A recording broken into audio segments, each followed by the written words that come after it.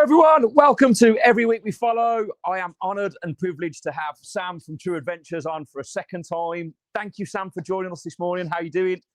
Yeah, I'm good, thank you. I was nearly late to the podcast because a man in Cafe Nero spotted I had a Villa shirt, gave me a free coffee, and talked my ear off for about 10 minutes. And I was thinking, I've got to actually go and record a Villa podcast. And I don't want to say that because then I'll be talking even longer. Yeah. But he's a really nice guy. His name's Drew. In fact, next time I see him, I'll say, I was on a podcast just after I saw you, and I'll give you a shout out. So thank you, Drew, for my free coffee. I hope Cafe Nero don't give him any trouble. He bought it out of his money. That's what I mean. Yeah. There are other coffees available, by the way. Other But big coffees shout are out to Drew. Yeah. Because for me, Sam, I think you've made it, mate. Free coffee. That's like you're taking away That's the it now. bare essentials, right? If you haven't got to pay for coffee, look at how much money you're going to save. This is what I have to say to my wife. She's like, so today's Monday. I work with my wife, work together. I should be working with my wife. I was like, I've actually got to do a podcast. She's like, so how do you earn money from doing this podcast then? And I'm like, but now I can say, how much is a coffee? $3.20, something like that for a coffee nowadays. Yeah. So there you go. $3.20. Oh, mate, that must be Norwich prices because I'm pretty sure in Birmingham we're paying £5 for a cup of coffee. So you're doing well down south. Yeah, it's true. It's true. Right, just before we get into the Spurs debate and picking apart the game, which I'm absolutely buzzing to be doing because it's 5 in a row. We're kind of on a roll. Just got to promote our football. And obviously, for those of you that do tune in, if you watch on the TV, there's a QR code down here. Please scan that. You can win this wonderful signed football, which is by the squad from last season. Jacob Ramsey's on there, God rest his soul. And all the team that are currently here, Martinez and Watkins, we wasn't sure if they were going to be there, but they're on there. So you can win this. And all you've got to do is there's a link in the description as well. It's just donate £5 and you'll be entered into a draw where you can win this football and these signed pictures at the back, which are Peter With and Brian Little from 82 and 81 and the 1996 era. So our most successful time. And if you could, we're trying to raise £1,000 for Acorns Children's Hospice. I think we're at about 400 at the moment. We're going to be running it till probably Christmas time. And you should have all these things delivered to you by Christmas. Happy days. That's great. And we've got a spin of the ball as well. There you go. Right. So, if you can donate, I'll take it. Oh, no, the ball's upside down now. We don't want that. There you go. All right. That's the pleasantries out of the way. So, Sam, 5 in a row, mate. How are we feeling about yesterday's performance result? Oh, good. Honestly, I've been in such a good mood. I think I was pessimistic. I don't like away games.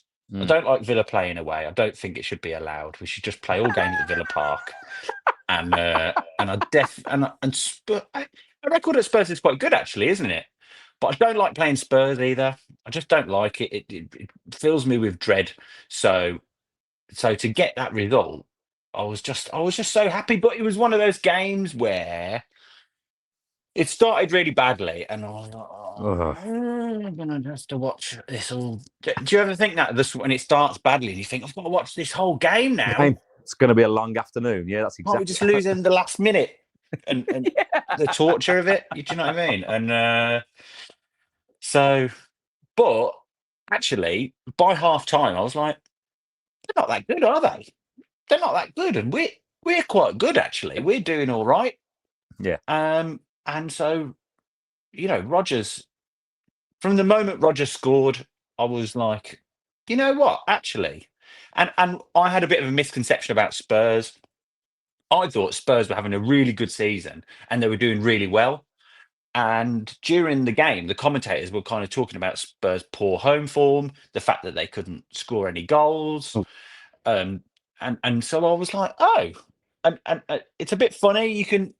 I think sometimes the season can start and you make assumptions on teams. So people say to me, oh, the Villa are struggling, aren't they? They're having a rough season. I'm like, actually, no, I've won 4 games in a row now. It's all changed. But if people who aren't fully got their eye on the ball with all team, and I'm not, like I said, Spurs, I was like, oh yeah, Spurs are doing really well.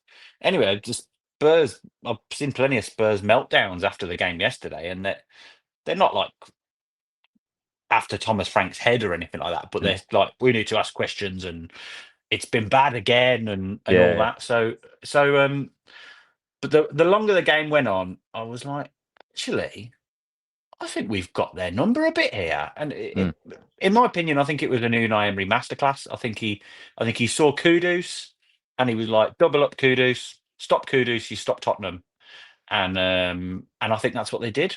And I think it was really good. And I think I was trying to go through the team and pick player of the match, and actually, there's plenty. I couldn't see any real downsides. I thought Marlon struggled first half, but I think that's because Marlon isn't a lone striker.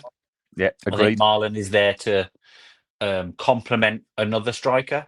But apart from that, I'd say it was a great performance from pretty much everyone. So yeah, I was delighted, absolutely delighted, and obviously both goals, but the second goal. Oh, do you know what I mean? I'm on TikTok and I'm like, oh, it's another replay of the goal with different music. I'll just watch it again. It's at this point I'm cursing James, because if James was in the country, we would have a GIF where we'd be talking about this goal. So curse you, James, for going on holiday and putting your family first. We'll have to just give an audio description of it. But no, I mean, yeah, I think the quality of the goal is important. And if you think about it, it reminded me of the final game a little bit, where we didn't create a great deal, but we had two very good chances and scored two very, very good goals. And I guess ultimately one of my biggest complaints about the Villa at the start of the season was, and at the end of last season, was that we're just not clinical enough in front of goal. And so at the start of the day yesterday, I would have taken a point. And I say that about every away game. I do.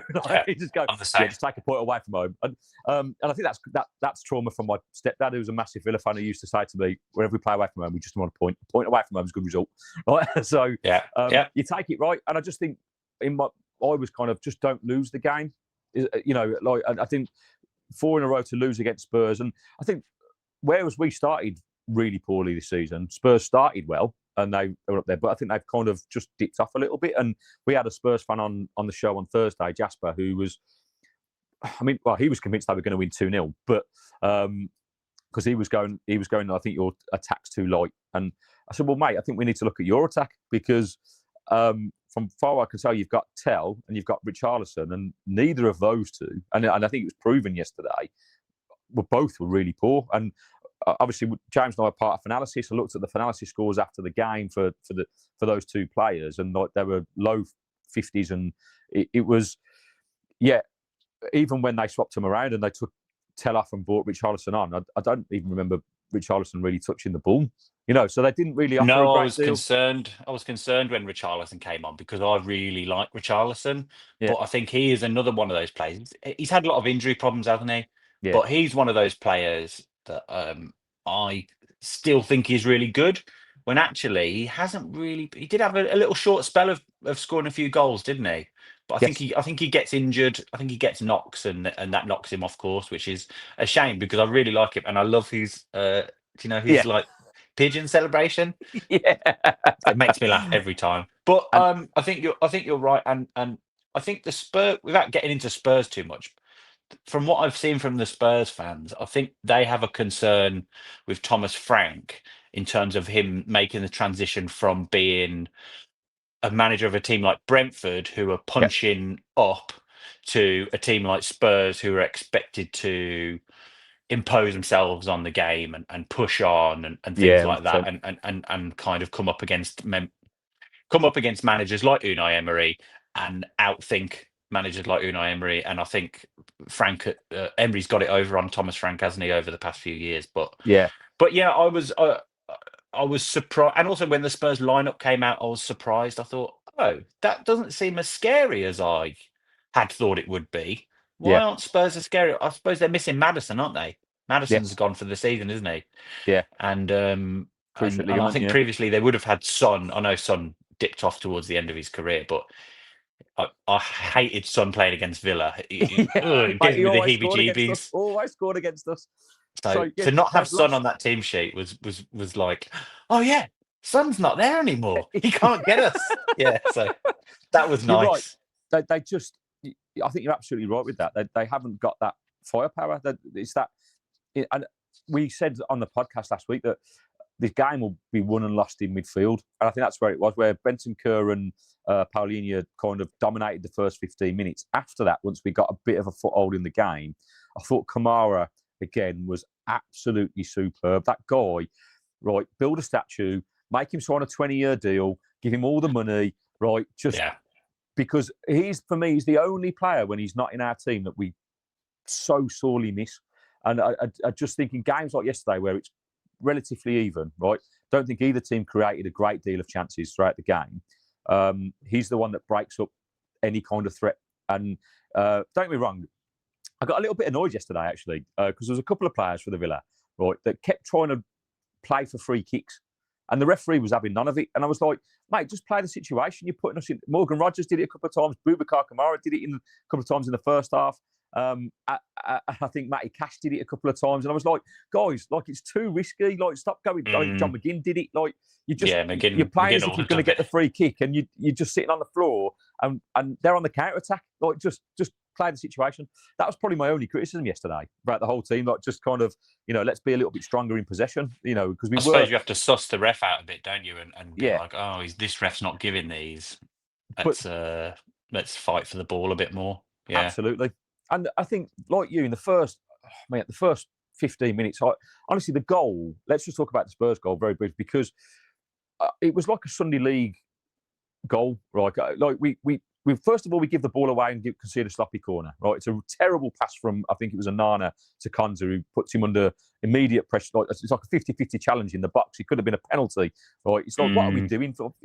Surely game plan is first 5 minutes, nothing stupid, boys, just kind of, and when we play out from the back, I don't know about you, but I sometimes feel that we're just not quick enough doing it. I think we've got the capability of doing it now. When we first started on the Emery ball, we looked awful. I was like, please just get the ball long. But now I feel like we've got players who are comfortable on the ball. And particularly yesterday with probably Torres and Konza. But that initial passage of play was just sloppy. We give the corner away. And then we win the header from the corner. But as soon as the ball comes out the box, we just switch off completely. The ball comes out to Kudos. And I think it's Kamara. He's about 30 yards away from him when he crosses the ball in. Then it goes to the back post. Okay, well, we've got a second chance to challenge at the back post. No, I think it was Cash or Digne, but they don't jump and they lose that header. And then in the middle, like sort of Bentancur, there's Kamara, and he's tried to get back from not blocking the cross, but he's in no man's land. And McGinn is just watching Bentancur tap the ball into the net. And I was infuriated because when in my head, I want a draw. Just start the game in the first 15, 20 minutes. Keep it nice and simple. And historically, when we concede first, we don't do very well at getting back. Like, we don't. I think our heads drop and we got a bad record at conceding first. Well, in all games, conceding the first goal is like, I think in the Premier League, it's like 60%. Yeah, something like that. You'll win possibility goes right up, doesn't it, by scoring the first goal? I think I was less annoyed by the first goal, and my spin on it would be is that actually I thought Spurs were very good at pressing us. I didn't actually see it as Villa being bad necessarily, because I didn't see it as huge errors. I thought that they forced us into an error. But the only thing I would say is that that's 2 goals from set pieces early in games. Was it Fulham we conceded early in the game? So being switched on at the start of the game is important. But my spin on it would be this: Spurs did press us. They knew that that's how we should do it. They knew that they could hurt us doing that. Possibly because of what you said, because maybe we're a bit slow at doing it. But in general, we are good at it. Maybe without Ollie running in behind, the long balls weren't going to be there. But my spin on it would be the response to that was really good, because my response to it was not good. My response to it was, we're doomed. It's all over. It's going to be a long afternoon. It's going to be a long afternoon. That was the way I felt. But that's why I'm not a professional sports person. And I'm not, because they didn't do that. They reset, and actually they wrestled the game back. Boubacar Kamara, obviously, once again, flawless. I mean, I find myself wanting to talk about Paul McGrath when I talk about Boubacar Kamara. And I like that. And because Paul McGrath I mean, he's held in such high esteem by me, by everyone, rightly so. And he was incredible. And Boubacar Kamara, like I said, I don't want to say it because I know it sounds hyperbolic because of Paul McGrath's reputation. But Boubacar Kamara is so good. Yeah. He's so good. And he's so naturally in control the whole time. His ability to take the ball, move it on. Mm. He's flawless every game. And he's so natural at doing what he does. I think he puts me in mind of McGrath in terms of like he's just natural talent, and the way that we speak about him is a similar thing of he's good, he's Yeah. really good. Why is he so good? It's weird how good he is. Yeah. You know, And no, like because no one is that good. No one is that consistently good. I think that's what it is, and because he's not all action, you know, it's not like he's, you know, like Kante. He used to be like Kante, oh, he'd go get the ball back. yeah. But Kamara, he just seems completely in control of everything at all times. You're never worried, are you? I'm never worried. Oh, the ball's going towards Kamara. Oh, Well, they're trying to get past Kamara. Well, yeah. Kamara will get the ball and then he'll give it to someone else. Do you know what I mean? Well, And it's so that is so he's yeah. the one. They He's the one good thing, mate, that I fondly remember Steven Gerrard for. Probably the only thing that he brought that man to our club, because I completely agree with everything you've just said, and I think that the highest accolade you can give, like Paul McGrath, is you don't know until he's not there how much you miss it, like how much he does and how much you need him. Because and I've said this numerous times, like he's probably for me the one player at Villa that if he's not in the team, we miss. Like I just don't think there's anyone as good as him, and that is a big compliment, because we've got a lot of good players in our team that when they're on it are brilliant. I think this whole game yesterday, like 5 in a row, what I'm really excited about is I still don't think we've hit anywhere near the heights of what we can and should be hitting compared to last season. Yet we've won 5 games in a row. So that's a sign of a good side, right? And a good quality manager. And I think you just have to, you know, we were at an event on Wednesday, weren't we? You know, the Rise of the Villains event, which you were prominent part. And I thought it was a great night and really insightful. And I think I think Ian Taylor said it best, where he said we should be incredibly lucky, or feel incredibly lucky, to have Unai at the helm. And I think sometimes as fans we get a little bit kind of smoke and mirrored. Like we've had a terrible start to the season, 5 games. You know, there was even people Emery out, and I'm like, oh my god, what are you talking about? Like what? It's just something. And when you see things like yesterday, and you see the gradual kind of, I don't know, the tactical awareness, maybe the game management yesterday, and particularly the second half, once we scored the goal, I felt like we were in total control. I didn't feel like there was a couple of edgy moments where I think Matson and Cash had to clear a couple of headers from quality balls in, but we didn't look like we were going to lose those. And usually when we get to stoppage time, and I think there was 7 minutes to play, I was like, oh god, squeaky bum time. Don't kind of it was weirdly calm. I felt weirdly calm in the stoppage time. I didn't feel like Spurs were going to score, and also I could hear from the Spurs crowd. I don't think the Spurs crowd thought they were going to score. No. Do you know what I mean? Sometimes you're watching a game and you think, oh no, they're really we're hanging on. I didn't feel like that. But back to Steven Gerrard, actually, what you were saying about Gerrard. Yeah. There's two. I would add Luca Digne to Steven Gerrard's copybook. Fair play. He did get Luca Digne in, and I thought Luca Digne was excellent yesterday, despite getting his ankle mashed up twice by I don't even remember his name. Anyway, there's footage of him on the bench absolutely screwing after he got sent off, because I think he took his sock off and saw what had happened. But aside from that, I thought Luca Digne was excellent yesterday, and Luca Digne has been excellent to be keeping Matson out of the team for so long. I agree. And you know, I think there were times when Villa were looking to sell Luca Digne because of his age, possibly because of his wages, but he continues to play and continues to be a consistent performer for Villa. And I think, in also fairness to Steven Gerrard, who I dislike a lot, but I'll give him Kamara and I'll give him Digne. And I will also say I bet Steven Gerrard is gutted because his downturn at Villa coincided with Kamara being injured, and Kamara came back Yeah, when true. Emery came in. Yes, he Emery did. was Yeah, I not remember. fortunate, but it was good for Emery that Kamara came back, and it was really bad for Gerrard that Kamara wasn't there. And that was a perfect example of he must have been like, "Mm." Yeah. And I think that, and I think that was part of Gerrard's downfall. I could talk about Gerrard a long time. Things I didn't like about Gerrard, which is the list is this long, but I will give him that. And Kamara is a great example of. I think Yeah. Steven Gerrard would have stayed maybe another 6 months or something like that if he'd had Boubacar Kamara fit. Yeah. I think it would have been. I think it would have dragged on a lot longer. Thankfully, it didn't. Because that is the fine line between success and failure, right? That you need a little bit of luck. Players staying fit. Yeah. Like, managers, like, you need players that. This is what my concern at the start of the season more than anything, and after the Gerrard kind of era, was that it shows that if players want to down tools and get you fired, they can absolutely do that. And I don't know if it's PTSD from that, because in the first 5 or 6 games, what really concerned me about the Villa was that it felt like, with everything that's gone on through the summer, that there's something wasn't right in our dressing room, and that there's clear divide, and play like Rodgers, Watkins, Martinez are all kind of like, well, we want out, like, and we're not going to play for this club anymore. And it really felt like that.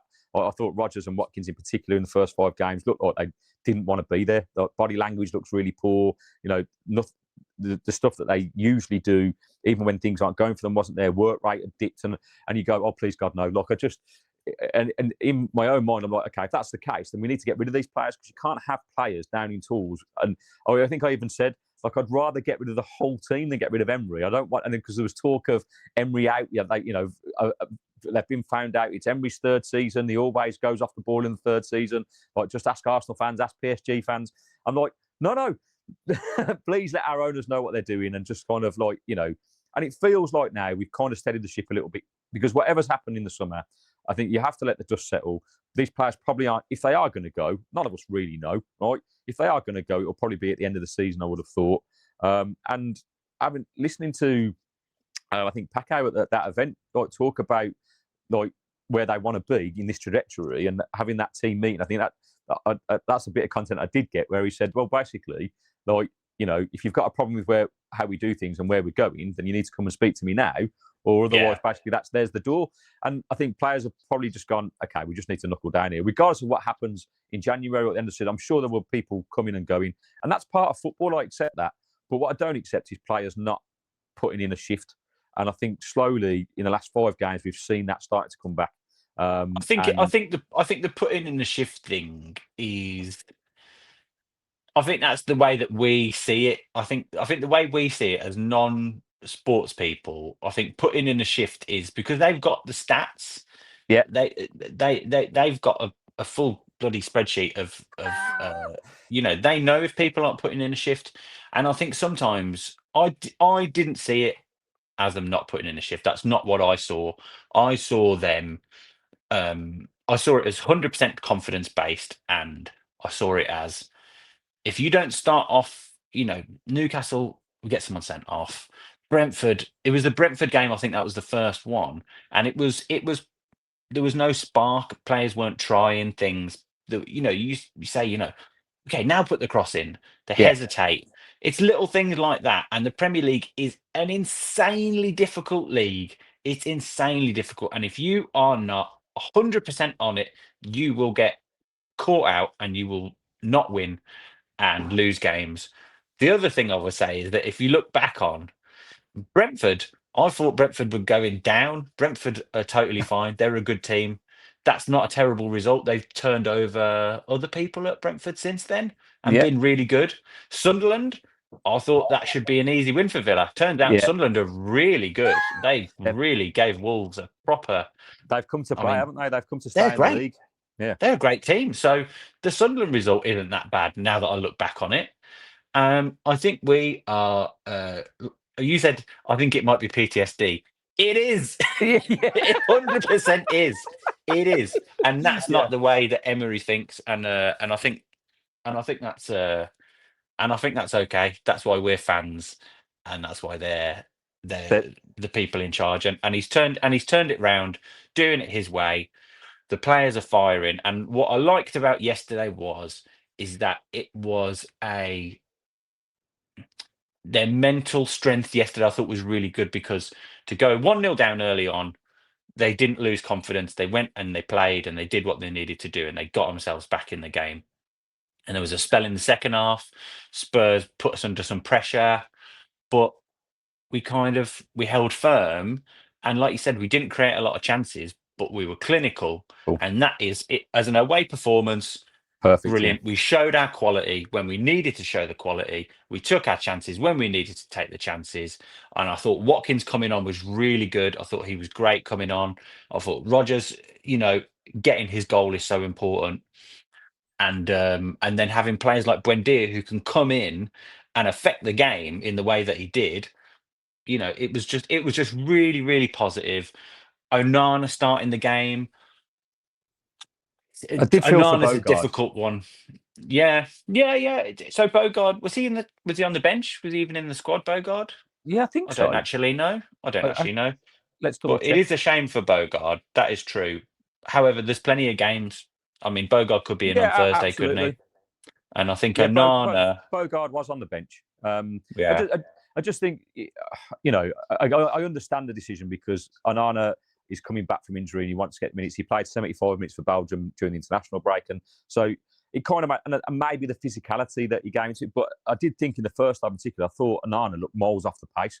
I thought he looked a little bit laggy, and he kept running into dead ends, really. He lost the ball in the middle a couple of times. I thought, I don't think Bogard would have done that. But at the same time, he does bring that big aerial presence. And I think maybe from set pieces, because Spurs' tactic yesterday was basically just to throw the ball in long. They did it from every opportunity. It was kind of, it showed for me that they were, I don't know, pretty desperate in that final third. They're just trying to launch the ball. I was throwing a strop about the towels thing, but then they said on commentary that both teams had agreed. So that's why they were allowed to use the towels, because I was going to no one. I was on my own. Yeah. What's the towels? I thought we banned the towels. Get that towel off him. Do you know what I mean? And anyway, they said, apparently because it's raining, they said, both teams have agreed. And I was like, fine. Use your towel. I'll allow it. Yeah. It was interesting though from those set pieces. I don't know if you noticed this, but Martinez yesterday was just getting under the ball. There was a couple of times where I don't know. There was one especially that I remember. That was it made me from the throw in, and he threw himself on the floor as if he was going to look for a foul. I thought, mate, you're nowhere near that ball. It's like it's in the middle, and I think Konza cleared it off the line. I was like, what's going on? Because usually Martinez is so sound in the air in those moments. He'll just come out, claim the ball.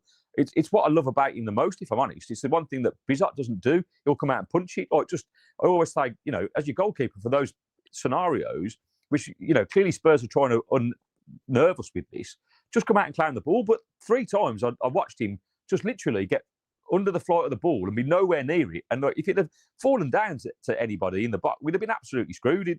Spurs would have caught a couple of goals. But yeah, I think we are vulnerable to those. Did we concede a long throw to Brentford? Yes. In the cup, was it? Was that in the cup we conceded? Yeah, it was in the cup. Yeah, it was in the cup. I find long throws very scary from other teams, because I don't feel comfortable with them. Maybe with Tyrone Mings in there, I would.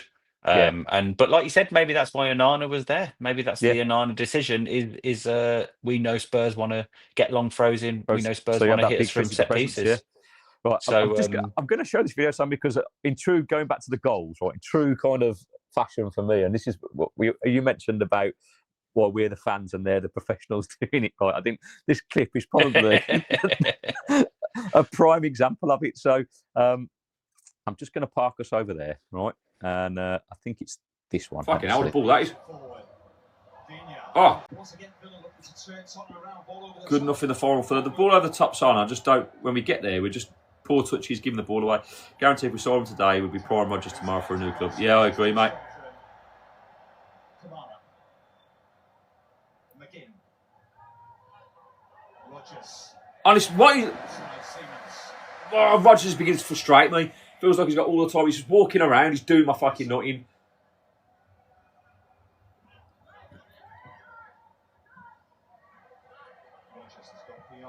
Oh! And then he does that. Wow! What a goal! Yes! And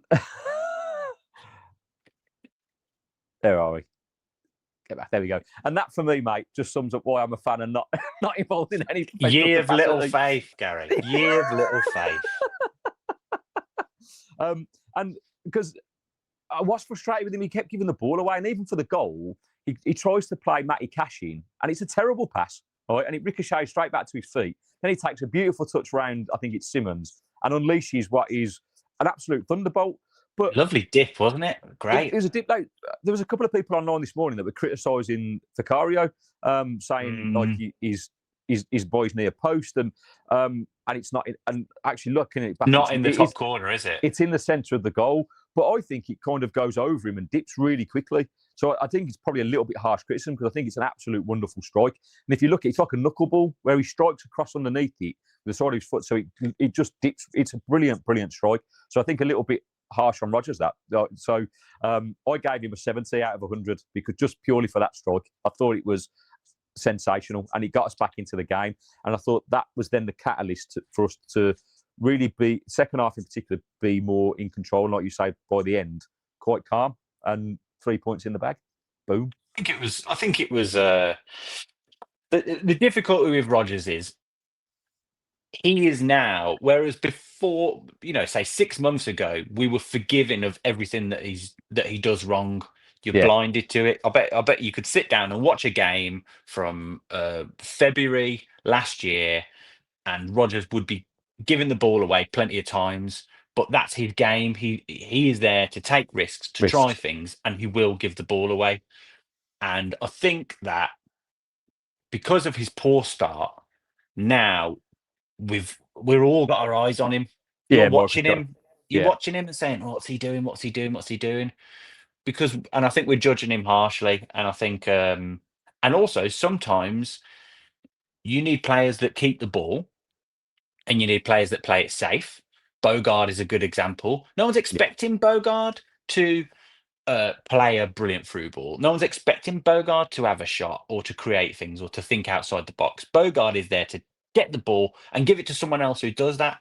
And Rodgers, he could play it simple. I think Konza said this in a post-match interview a couple of weeks ago, that the good thing about Rodgers is that kind of, some people would call it arrogance, but you need to be arrogant to be that kind of player, to think, I'm going to try this, And I think Rodgers is still trying those things. Like, that shot could have ballooned out of the ground, but Bogard wouldn't have taken that shot because it's not his job to take that shot. Do you know what I mean? And I think we've just been waiting for Rodgers to do that, or to have something come off. And I think so. I think Rodgers losing the ball.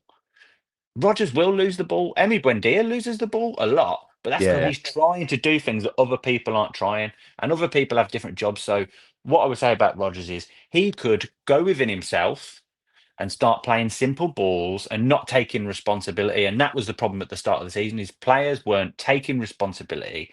And in my opinion, it took John McGinn to say, all right, then I'll take responsibility. I'll do it then, because I'm the captain. I will show you what to do. And if I miss and I get the stick, I'll take the stick because I'm the captain. And I think that was what was so good about what John McGinn has done over the past 3 or 4 weeks. That gives other players license to go. Emery Buendia to go, I'll have a shot. And Morgan Rodgers to go, yeah, let's have a shot. Come on. To just build that low level confidence. And so I think, long may Rodgers continue to lose the ball, because if he's losing the ball, that's because he's trying to do things that other players aren't trying to do. And I think that's fair enough. And if Emery didn't like it, that was the other thing that Paco said. Did you hear Paco? Is it Paco or Paco? Paco. Paco. We'll go with Paco. I think that's the pronunciation of it's Birmingham. Else. It's Paco. All right. It's Paco. So what Paco is saying is that Emery, stick and carrot, he's stick with Rodgers. He gives him all the stick. He's not like, you're all right, Rodgers, keep going. Like this. He's like, no, he hammers him. He's hammering Rodgers. Like, so, and that's what he does with his favourites, all the players that he knows. McGinn is another one. He hammers him because he knows that it will do him. The goal It'll work in the long term. So Well, I think as you're with right, lots of players, Emery's been thinking he'll get there, and he has got there now. Well, yeah, I think you're right. If you look at last season as well, like I think everyone started to get on Rodgers back last season because he looked like he needed a rest and he wasn't doing the things he did at the beginning of the season. And I think that is the problem. If it's high risk, high reward, right? That if it comes off and you have a moment like you did yesterday and it changes the game, ultimately, the goals do change games. If he has more of those moments, then you forget about the wasteful in possession, the risk that he takes. I think that's the key. And I will take every day and twice on Sunday in giving the ball away 100 times or smashing one in the top corner every game. That's what he's capable of. I just think it hasn't quite come off. So hopefully, it's the goal will do him the world of good for that confidence, like you said earlier, and that is key, right? Which brings us on to Emery Buendia. Right, I think we have to talk about Emery because, like, he's from Argentina. Like, he's just the Carrow Road connection as well, mate. He's kind of a yeah. I will put my hands up, right? And when Buendía got injured a couple of seasons ago and did his cruciate, I thought that season, which was the 23-24 season, was going to be his season and needed to be because I was unsure about him. Having replaced Grealish and stuff, I wasn't sure if he was good enough to play in that role. And I kind of still have that little bit of lingering doubt. But in that pre-season of 23-24 in America, I thought he looked absolutely sharp as you could possibly look. He looked like he'd bulked up a little bit. He looked like he was just up for it, like he had a point to prove. And then obviously the week before the season starts, he gets injured and he's out for the season. And then we go on and have the best season for me in the last 30 years. Right? It was, I want that consistency again. And I genuinely had this question go through my mind at least several times during that season, saying, how does Emery fit into this team when he comes back? Because I like him. I think he brings a lot of energy to our team. He's a creative player, but is he strong enough and is he creative enough to kind of really make an impact to hold down a place?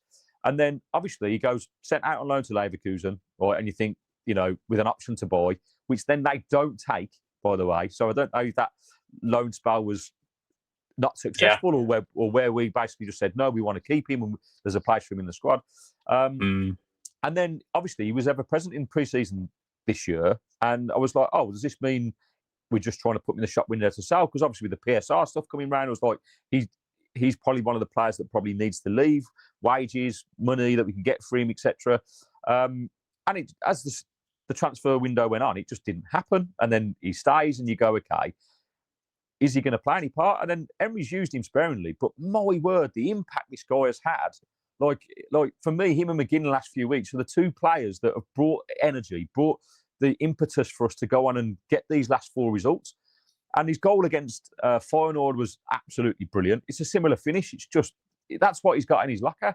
So I was just so pleased for him yesterday to come on and change the game like that. He had a couple of moments before it as well where he whipped a ball first time over to Watkins into the channel, which Watkins, by the way, should have played a first time pass into McGinn. McGinn had bombed in through the middle. He was completely unmarked and he went mad at Watkins. And that was, again, that's one of my criticisms of Watkins, that sometimes when he's got time on the ball, he just doesn't, I don't know what goes through his brain. Like, in terms of front of goal and like, mate, it's on your right foot. Just literally lift it over the defender. And McGinn he's unmarked and he turned away and we ended up back like on the halfway line again. I was like, anyway. But that all came from Buendia. And I think he needs the plaudits, mate. So yeah, let us know your thoughts on our wonderful. Are you ready for my Buendia TED talk? I am, yeah. Right, it all goes back to 2020. I don't know. So look, this is my perspective on Emery Buendia. I live in Norwich. Emery Buendia is a god in Norwich. He's a god. He's like Grealish. He's like, they love him in Norwich. They were devastated when he left. Yeah. When I speak to Norwich fans in Norwich, and they know I'm a Villa fan, what about Buendia? What about Buendia? Can we have him back? If you don't want him, we'll have him. They love Emery Buendia. So when Villa first signed Emery Buendia, I was delighted because I hadn't actually seen a lot of him at Norwich, but I was bombarded with, oh my God, I can't believe you've got Emery Buendia. He's amazing. And so I was like, oh my gosh, this is so good. Dean Smith, it all goes wrong. Emery Buendia doesn't really get a chance. Gerrard comes in and he brings in his little mate Coutinho for big money. Yeah. I was excited. Yeah, he did look good, but the drop off was big. And when Emery Buendia and as Coutinho dropped off, Buendia came in, and I felt under Gerrard, Buendia wasn't getting the rub of the green. He was outperforming Coutinho when he was coming in, but he would keep picking Coutinho. I understand why. Is your mate. You've put your reputation on Coutinho coming in, but the truth is that Buendia should have been in towards the end of Gerrard's reign instead of Coutinho.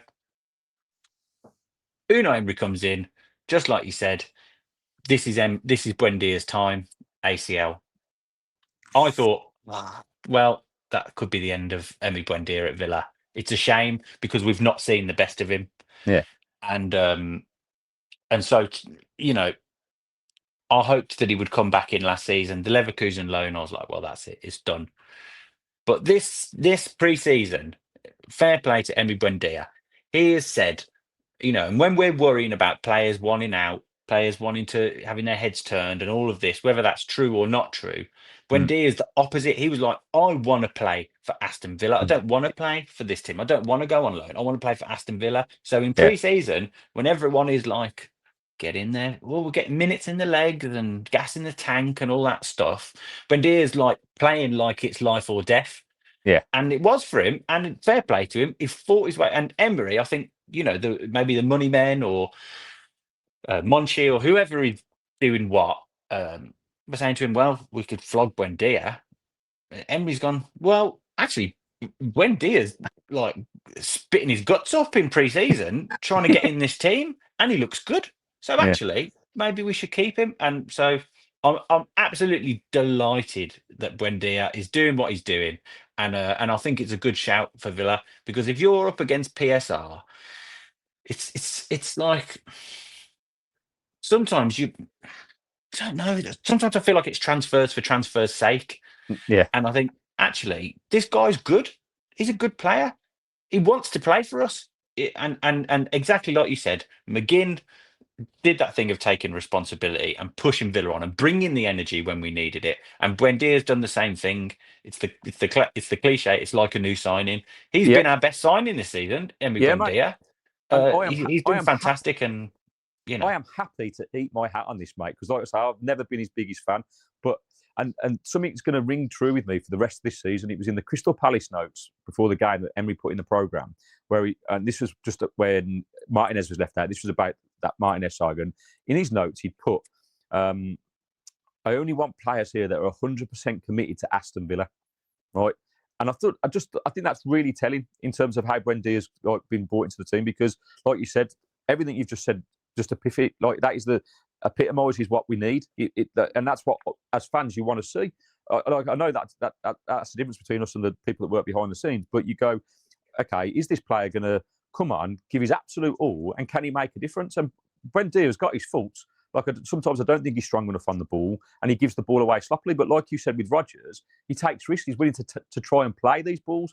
And when it comes off, and I really hope he can be that player, because I think most teams as well will underestimate him because he hasn't played enough in the Premier League for teams to go, oh, we know what kind of a threat this guy brings. And actually, we've had 2 or 3 games where he's been the difference. Like, so long may that continue. Like, after yesterday's result, I'm nowhere near as scared as going into these horror fixtures that we've got. I genuinely believe we've got the hardest running between now and the end of December. Like, there's no easy games. It's absolutely brutal. It's going to become thick and fast with the European games.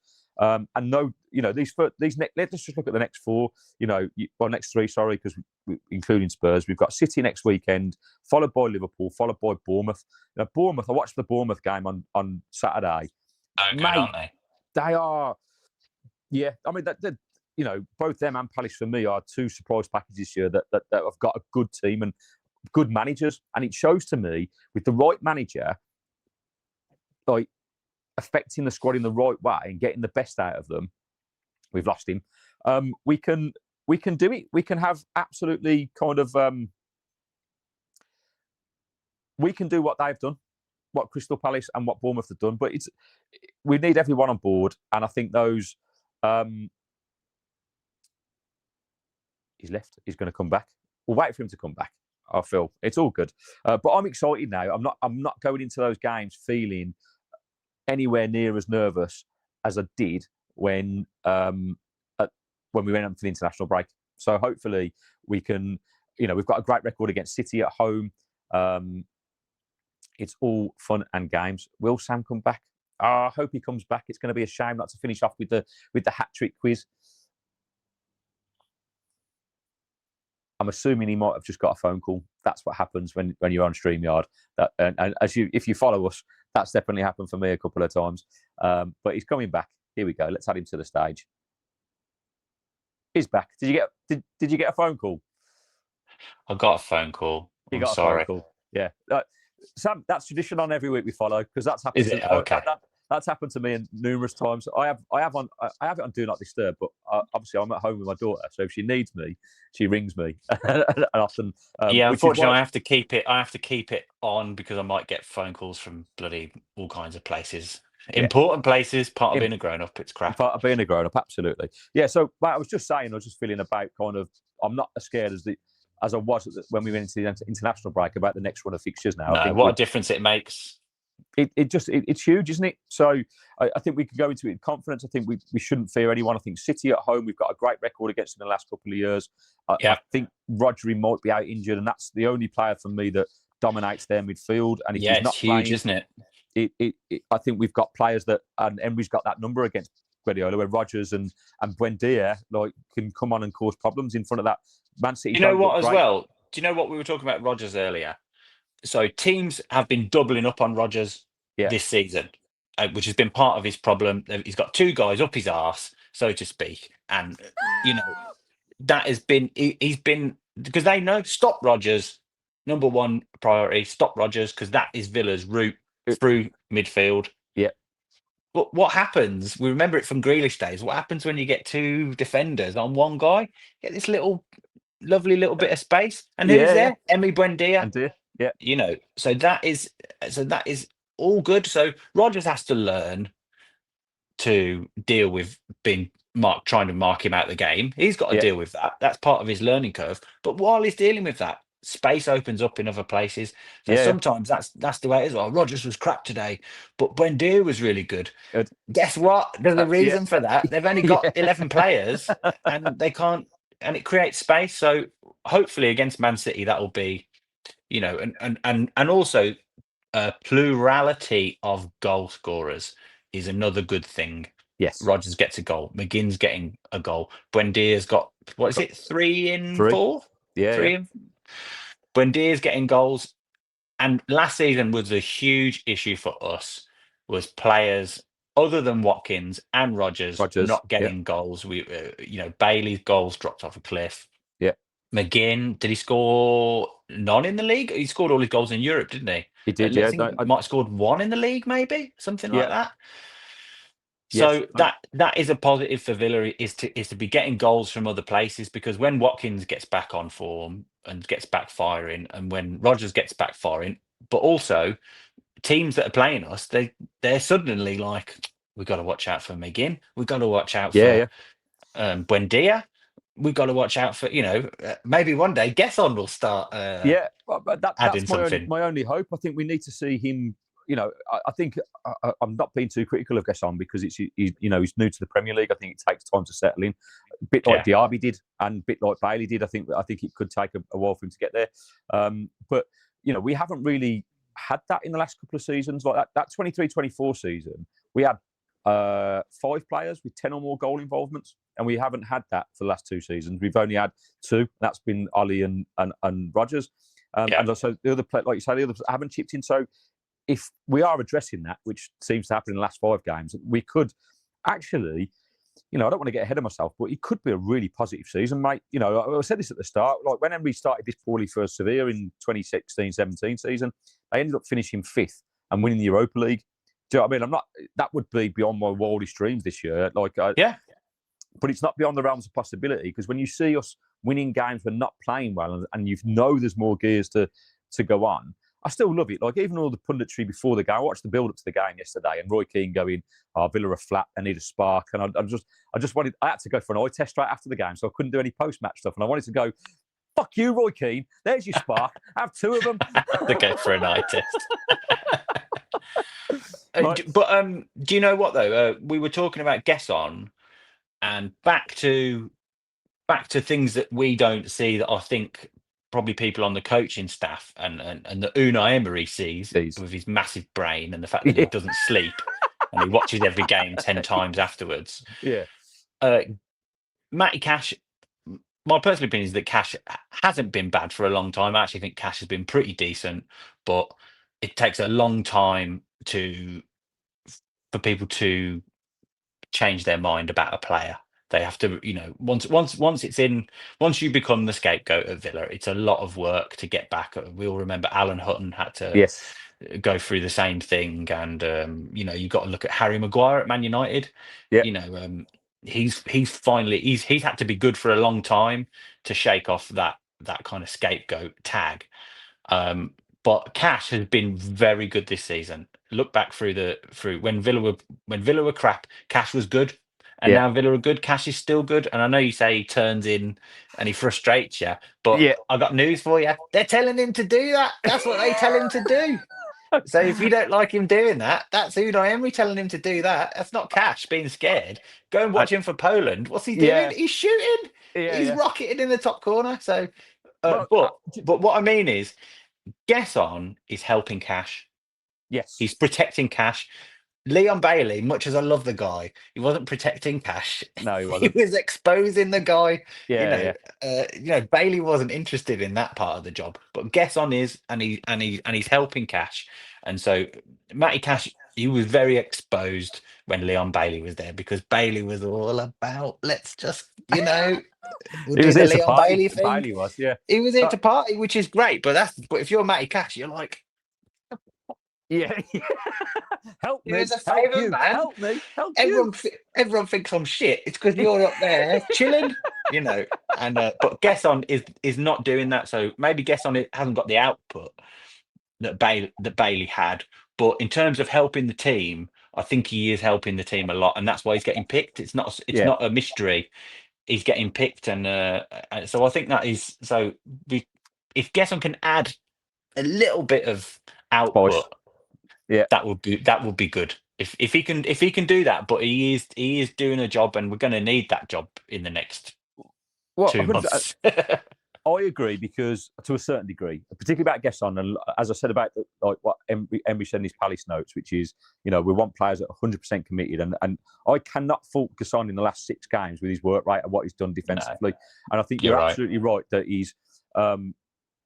It's helped Cash be a better player. My criticism of Cash, it's difficult to be critical of Cash, and I think it comes from that fan base thing where you go, okay, he hasn't got. The thing about Cash, he's never had real competition for his place either. Right? He's just, for whatever reason, Emery loves him and he's going to go with him. So we stuck with him regardless of, even if players have come and gone throughout the last 3 years that could have challenged him and haven't. And you're right where for Poland, and I think that's the frustration for Poland. He's flying down that wing and he's pinging them in from everywhere. And he got forward yesterday again a couple of times. He had a great chance in the first half where I think it was Gesson who played him in, and he dragged his shot wide. I think he should have scored, if I'm honest. I remember that. Yeah, and but there are just 2 things that really irritate me about Matty Cash, and they're only, I guess, minor things, but and it feels really hypercritical to pick these out. But against Fulham, for the corner that we conceded for the goal, right? I watched him. I sit in the lower Trinity Road, just in front of the 18-yard line, right?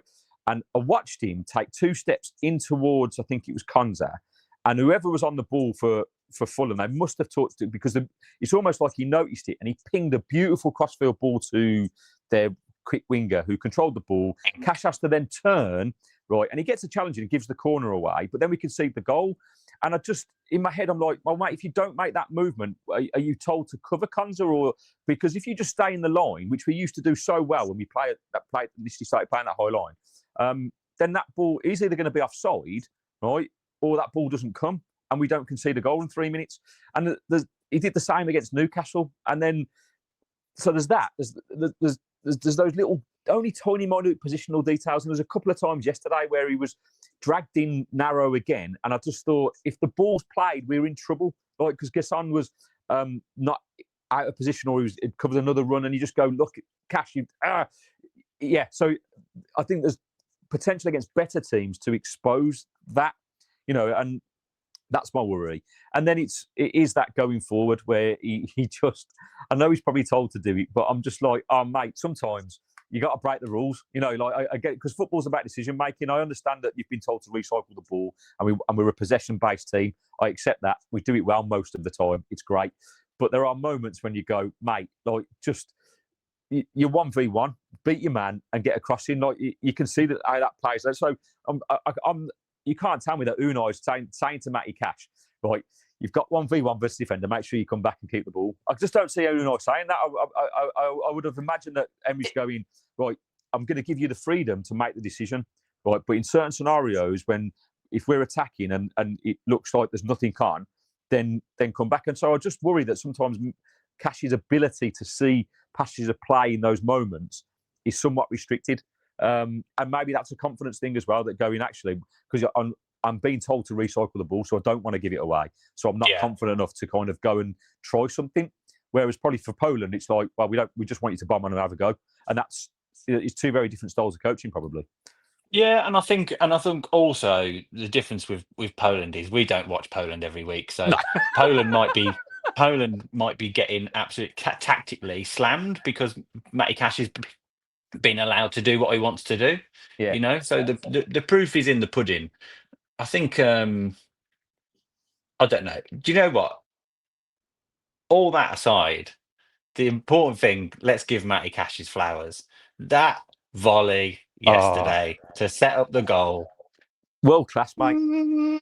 It was fantastic. And I think what you said about confidence, I think he has some confidence at the moment. He got that goal. He's he's been playing well. And when he plays well, he can do things like that. It's what confidence can do for you. Suddenly he's hitting. It was like the McGinn Sheffield Wednesday goal, wasn't it? Mate, like it was just like, it was better because he didn't shin it. It was if I'm honest, right, it's only made brilliant because of Digne's touch. Because if he doesn't control that as well, like, magnificent. He had no right to control that ball because it's not like a lofted pass. Cash has hit it like a proper volley. It's like, it's beautiful technique, but it's moving at some pace. And I've watched him and I've gone, and the way he pulls it out of the sky and then flicks it back to Buendia in one movement, I was like, oh my God. And Buendia did brilliantly because he just takes a moment to compose himself, because he goes inside, and as it looks like he could square it. I think McGinn's just to the left. Yeah, and he just looks around, doesn't he, around the corner, and he just looks around, and Rodgers in front of the keeper. And I did think for a moment, oh, please don't be offside, because that'll be flagged off. And he kind of moves out of the way of the ball as well. But he was onside, wasn't he? He was onside. I think Doggy was playing him on, so it didn't matter. And it ended up like obviously blinding Vicario because he didn't even move. And my limbs, the scenes in that away, and I would have loved to have been there. I watched a video of it this morning. It was just like a video. It was videoed from the other end, so I assume it's a Villa fan in the other end or something videoing it. And there's a great sound of the crowd because Cash hits the pass, and the Villa crowd goes, ooh. And then Digne brings it down. They go, oh. And then obviously Buendia does what Buendia does, and everyone goes mental. But the kind of three stages of, it's like a meme, isn't it? I will be rewatching that goal all season, mate. I don't think you're going to see a better team goal. I think it was absolutely superb. It was great. And Cash definitely deserves the plaudits for that. It was superb, and Digne as well. I think with a mashed up ankle as well to do that. Well, I think it shows the quality Digne's got. There's no coincidence why he's still, playing for France at 31 and kind of, keeping Maatsen out. I love Maatsen. I think Maatsen should be starting, but when Digne does things like that, it's very difficult to kind of, I like having them both because I think they both bring very, very different they do skill sets, and I think that's great. I think I love having both of them because if you need someone to be charging in behind, If you need someone to, you've got Maatsen. If you need a cultured kind of set pieces and things like that, you've got Digne. And I think having both of them, and you can change it in game.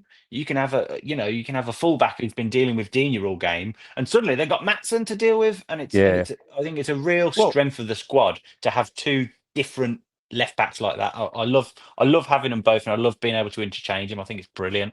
I think Unai sees it that way as well, because I think there haven't been many games when one started, the other hasn't started the next game, or even in game where he swapped them out. It's the only position that he has continually swapped to get. So you're probably right, mate.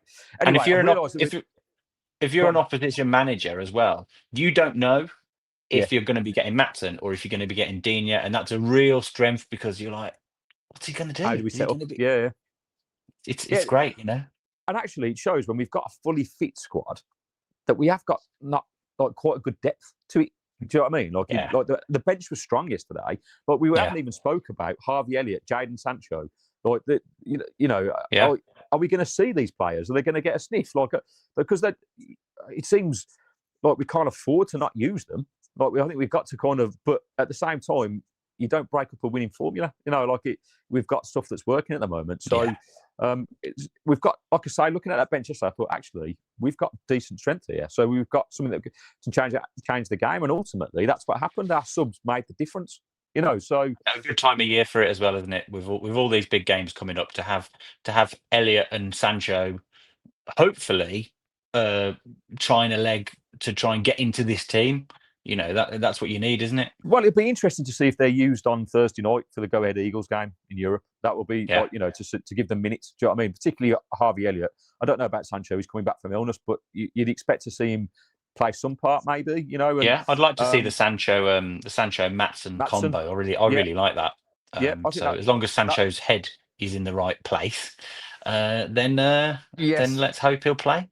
Well, there's been nasty rumours flying around the internet, mate, that apparently he's had some indiscretions with Ollie Watkins, his wife, and I don't know if I think that's absolute bullshit, by the way. But that is bullshit. But there's a whole other set of rumours that are a little bit possibly, allegedly, maybe more rooted in reality, and that's not good either. So no, it's not. But this is what you get with Sancho. This is what I worried about. This is what I spoke about on Sky Sports News, mate. I said I think there's a player there, but clearly he's got issues off the pitch that leak into to a dressing room and a team, and can we utilise that in a way to make him positive for us? I don't know. What I want is somebody on Emery's staff. I want to see a video of someone on Emery's staff trying to explain to Emery what's been going on with Sancho. Like, it's been Instagram screenshots, and he's been like, do you know what I mean? This woman. And like this other girl, and possibly, and Emery's like, "What are you talking about?" Do you know what I mean? Do you imagine? It's like trying to explain it to your dad, like, what do you mean on Instagram? What do you mean screenshot the messages? Like, do you know what I mean? I can imagine. Emery's like, I'm trying to watch. I'm trying to watch Villa against Man City from the past 4 years here, and make notes on it. What are you telling me about Sancho's screenshots for? Do you know what I mean? That's a video that I'd like to see. That mate, I would love to be a fly on the wall in Unai Emery's world for a day, just to see what, the personal. Or Emery having to talk to Sancho about it. So more or less, Jadon, would you like to talk us through this Instagram post? I'm a little bit confused. What does this mean? What are you talking about? Right, Sam. I'm going to wrap it up, but I'd kill myself if we didn't do this, because we do it with every guest. It's a short way to end the show, I think. Right? It's our hat trick quiz. Right? I've even got this wonderful little thumbnail for you. Right. Stretch. Okay. All right. Let's have it. Come on. Right. Come on. Basically, the hat trick quiz, mate, is fairly straightforward. It's 3 questions. They start easy, medium, hard. Can you score a hat trick? Right. Okay. Okay. This is the end of my reputation as a Aston Villa content creator. This is the end. And it's also, I'm hoping that my research is on point, because if you're wrong, yeah. Because I always do try and, like, I'm not I don't use ChatGPT. It's very tempting to do that, but I try and go through the archives and look at things. And sometimes, hopefully my sources are right. Most of these are from Sky Sports and various other things. So we'll see how we get on. So okay, come on then, hit me. Right, I get you. So basically, all three, mate, will make you a Villa legend. Right. So here we go. Question number 1. Right. When Villa lifted the European Cup in 1982, this is the easy one, right? The tapping. Which keeper came off the bench to replace Jimmy Rimmer? Nigel Spink. Nigel Spink. See, nice and easy, mate. Break it. Just easy and nice and easy. All just right, that's nice. Tap it in, right? Okay, so this one's the media one, question 2. We call it the curler from the edge of the box, mate. So imagine you're just unchallenged. You can see the top corner. You're aiming for it, right? In 2023, Villa beat Brighton 2-1 on the final day to seal Europe. We finished 7th. We got into the Europa Conference League. Which 2 players scored the goals? Douglas Luiz. That's one. And Ollie Watkins. He's nailed it. Top corner, mate. Is that right? Well done. That's right. Douglas Luiz and Ollie Watkins. Okay, right. So we're into the hard question for the hat trick, mate. The Thunderbolt. This one's called. This is the Thunderbolt. And this one's for, I don't know. This is a tough one. If you get this, I'll be impressed. Right. Okay. So I've written down. This one's for the hardcore historians. But I thought of you because of how wonderful you tell stories and how your knowledge comes across in all of your media content, mate. So I'm hoping that you can score this hat trick first time. And if you don't worry, we've got a bonus question. So, okay, good. Here we go. Question 3. Before Unai Emery, who was in the dugout for Villa's most recent European fixture?